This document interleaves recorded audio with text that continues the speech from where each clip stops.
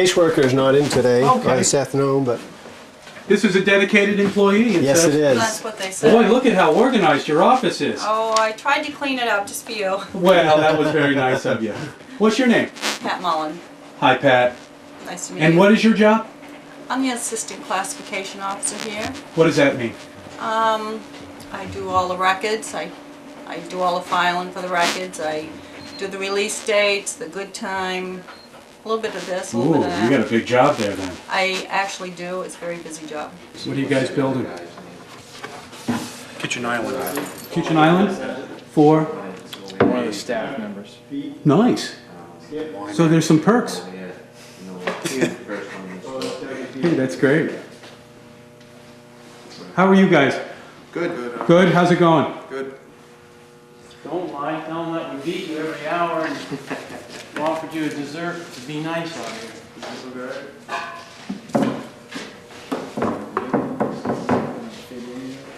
Tony is the instructor in this area. That's what that is. Yeah, nice. You weren't supposed to see that, you better not film it. Why? People don't Another wanna staff Right, perk, right. perk, man. Why not? Inmate benefit fund buys a wine for the staff. I'm going to get these guys to restore my van. There you go. That's Not what this we're more close. for. No, not you guys. He's already tried, Kevin. Is this something you've been doing for a while? Yep, 18 years now. Boy, everybody's been in here for a long time. Yes, I have. Well, You don't get a lot of turnover. No, we don't. That's a good thing. You Very must good. enjoy your work. well, I don't know about that. It's a steady paycheck. Steady paycheck. But look, a guy in your Benefits. field out there Not right out in now, the cold, there's plenty that's of right. work, though. That's true. There is plenty. You can go out any day. Yeah. And same goes true for these guys now. If they stay to the straight and narrow, they could have a nice job when they got out, right? Yeah. I mean, They're willing to start at the bottom and work their way up. the money's not so bad at the bottom, from what I can gather. Now, did most of these guys have the experience before they started, or did you have to Half teach and them? half. Half and half. And some never get it right, Sean. You working at it, Sean? Eventually, I mean, shit happens, so No, I know it. You hang in there? more or less. I mean, that's the whole reason I'm here is to learn something, so good for you. Make the most of it. You gotta get the look for when he's done this. You're getting released in a month? Yeah, How many years has it been? 2.5. That's exciting, huh? Yeah, looking forward to it. What are you looking forward to? Seeing my kids again. First, where's that? Bath Brunswick area. Yeah. That's great, man. And then what? Then what happens after that? I have a mortgage. Are you married? No. No. It's starting over from scratch, basically. I mean, whole new life and everything else. Mm-hmm. What got you in here in the first place? Burglaries. And if you go back to that same area, are you more likely to meet up with the same guys that we were hanging out with that got you here? There's probably a good chance of it. I mean, I got myself here, so it's not really on anybody else. Yeah.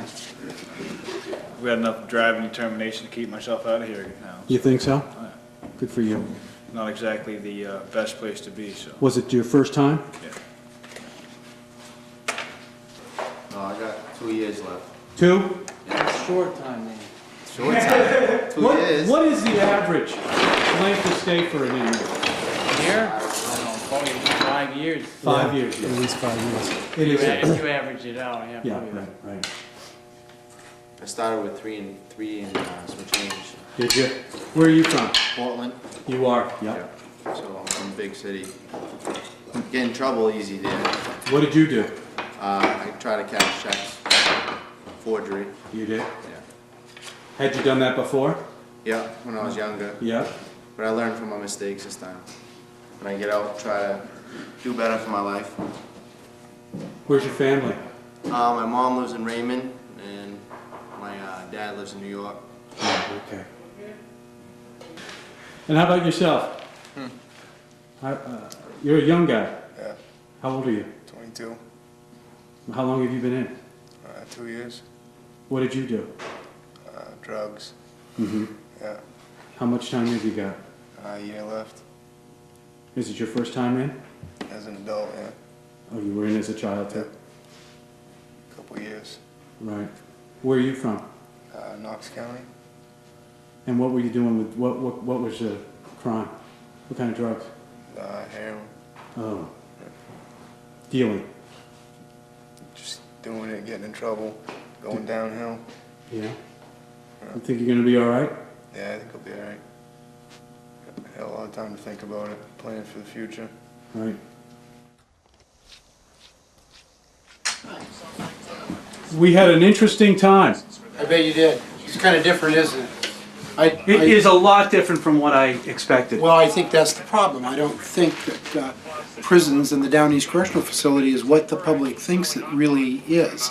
They have an idea that you just lock people up and they would like us to throw the key away, that we shouldn't be doing anything. And I guess when you walk around and really take a look at it, it's a lot different. This is a real city almost. Right, yes.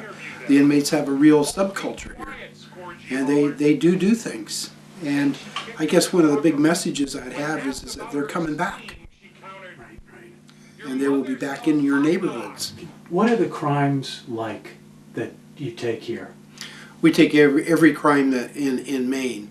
So Are there murderers here? Oh, we have murderers. Oh, I didn't know that. We have rapists. We have child molesters. We have arsonists. We have burglars. It's not just Assaulted drugs people. and Oh no, molesters. it's everything. It's Yeah. everything. It's everything. But you know, there are murderers and there are murderers. For example, somebody that has a problem with a particular individual may kill that person, but they may never kill anybody again. That problem's been eliminated. Right. I think you remember the case of a Mr. Bill Bruns in South Portland, who killed his wife and buried her in the basement, and it took about a year to figure out exactly what had happened and recover the body, and he was convicted. Well, he eventually wound up here and was released. His problem was his wife. He murdered her and will never murder again. How long did he stay in prison for? I couldn't tell you, but it was not a long time. Now, is that typical of No. Maine? I mean, are they? Murderers and you would criminals think- for a whole variety of reasons. A whole variety of reasons. There is no typical. Yeah. Each one's a unique case. You know, that you have people that are motivated by drugs. You have alcoholics. You have people that are just plain thieves that want somebody else's property, Right. and they'll take it from you.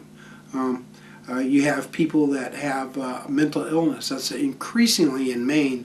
We're getting more and more people incarcerated that really, yes, they have committed a crime, but they're actually mentally ill people. And Maine, like I most... wonder why that is.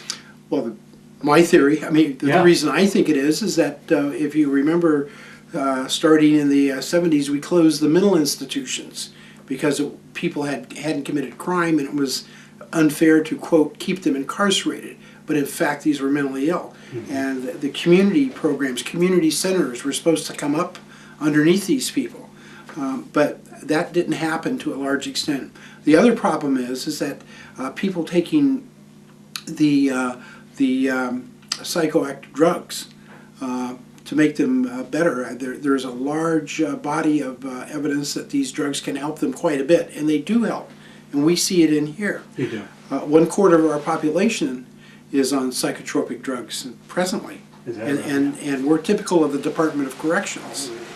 So if you figure 1/4 of 2,000, that's quite a bit of people.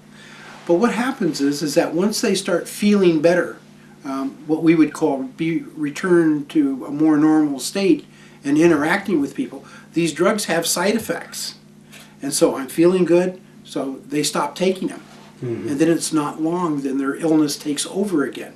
And if you're out in the community with no supervision and no way to force you to take drugs, this happens, and then they become the victims of society again and eventually wind up in prison. Again. Our staff has the lowest turnover rate in the Department of Corrections is right here at Down East Correctional Facility. Everybody's local, except me, and now I've been here 20 years, and But then again, I wasn't born here, so I probably never will be local. I just don't qualify. Right. But these are local people that have been working here for many, many years. And if you notice this constant interaction, this talking to prisoners, and I use the term prisoners because that's what it says in the law. It doesn't say inmates, it says prisoners. But they're between them and the staff. And basically it's a great game of psychology. It's knowing how to talk to people and to get them what you want to do. We don't use guns out here, and we don't beat people with clubs. And I didn't notice anything like Well, that. there aren't any. There aren't any. It just goes to the skill of our employees that we're able to manage this place. Well, most people don't realize there are vast differences between a prison, a correctional facility, and a jail. Okay. Prisons are penitentiaries. That's where the word comes from. And these are typically places that don't offer a lot of program, although the Maine State Prison in Maine does. They are for people that are, I guess you'd say, have committed much more violent crimes and them themselves are prone for violence. It is set up for people that are doing life, doing long sentences. Correctional facilities try to correct. We try to offer programs. We try to interact with prisoners to get them. My officers, I expect, model good behavior, and hopefully they will take the prisoners will take that key and try to model that same behavior. And jails are basically for people who haven't been convicted of a crime, that have allegedly committed a crime, have not been tried, and need to be taken off the street, or they're for terms of a year or less. They're not meant to put people in for a long time. Thank you, Mark. You're welcome. Yeah. And I'm glad you came out.